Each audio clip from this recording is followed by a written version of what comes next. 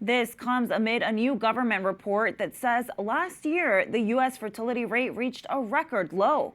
The findings are from the Centers for Disease Control and Prevention. They say the fertility rate dropped to 53.1 births per 1,000 women ages 15 to 44. That is a drop of 23% since its 2007 peak. The most notable decline came in teenage births, which reached a historic low. Emma Waters from the Heritage Foundation says there are several reasons for the overall decrease, which include, quote, anti-life technologies like abortion, economic pressures, and cultural movements such as girl boss feminism. The findings also say U.S. births declined slightly in 2025. There were more than 3,606,000 births last year. That's down from more than 3,628,000 in 2024.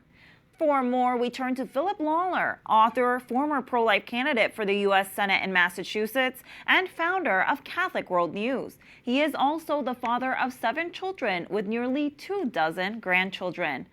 Phil, does the record low in the U.S. fertility rate surprise you? No, it's not much of a surprise because we've all seen it coming. It's disturbing, though, and disturbing on several different levels. I mean, practical and economical as well as spiritual. Having children is a sign of faith in the future, and it is a sort of guarantee of the future. And the lack of that faith is really troubling. It tells us something unsettling about our society. I think you're exactly right. Could you go into a little bit more detail about why the birth rate is so important and what a record low birth rate could mean for the future of the United States? Well, put it simply in economic terms, and again, I don't know that economic terms that should dominate our thought because the spiritual terms are more disturbing, but the spiritual implications, I mean, but we're getting older and as a society, and old people need the help of young people. Well, to put it in very simple terms, the social security system is not solvent and can only be solvent if there are a lot of young people working. And you can reach a critical mass or a sort of negative version of critical mass where it's too late to reproduce at a level that will keep up the population. And we're at that level now. And the only reason that our population continues to grow is immigration. And of course, that's another contentious issue. But my point being, we as a society are not continuing ourselves. We're not providing for our own future. We're not looking to the future. Now, how do the fertility numbers from the United States measure up with other countries? That's even more disturbing. We're doing relatively well. Europe is in decline, further in decline than we are.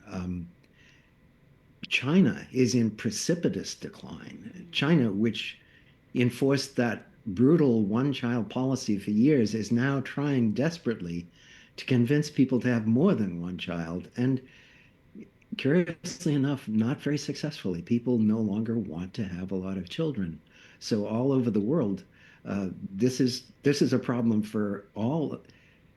Curiously enough, it's a problem for the most economically advanced societies. Poor countries are still, as a general rule, reproducing, but wealthy countries are not. And I think that's an interesting point that you point out that once the trend starts, it's kind of hard to turn back the dial.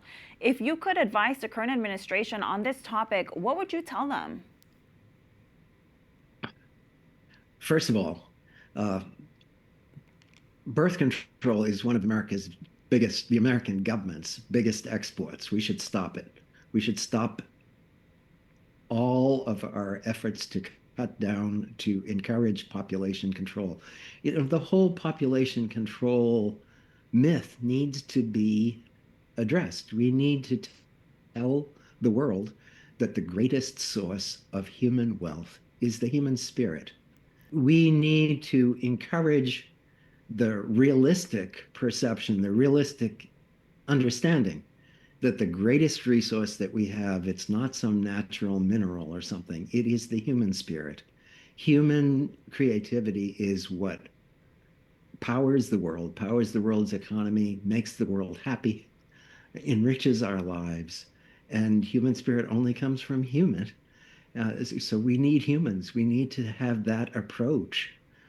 What we don't need is a host of government incentives to delay marriage, to delay childbearing, to get your education, particularly for women, get educated, stay in school until you're in your late 30s and your fertility is already in decline.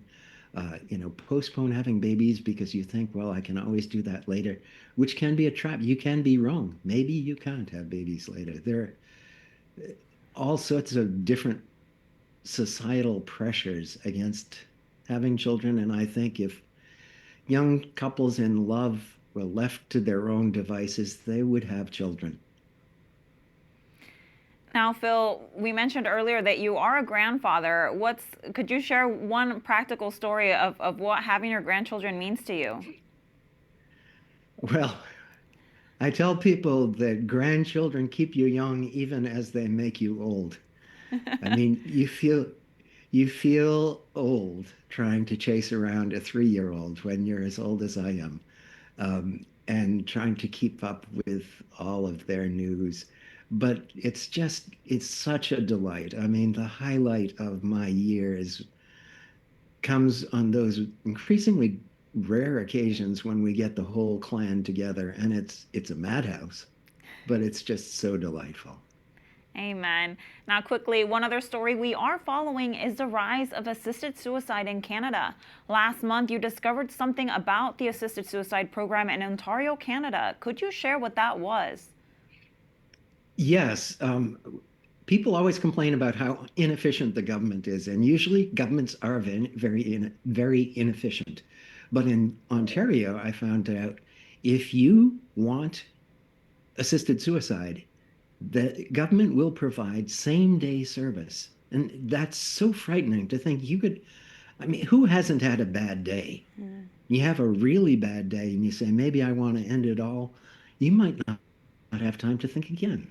And the government is that anxious to provide that service, putting you out of life. If only it were equally anxious to encourage people introducing new life. Amen. Amen. Well, Phil, it's been a pleasure to have you here, and thank you for drawing that theme that what matters most is human life. Thank you for joining us today. Thank you for having me.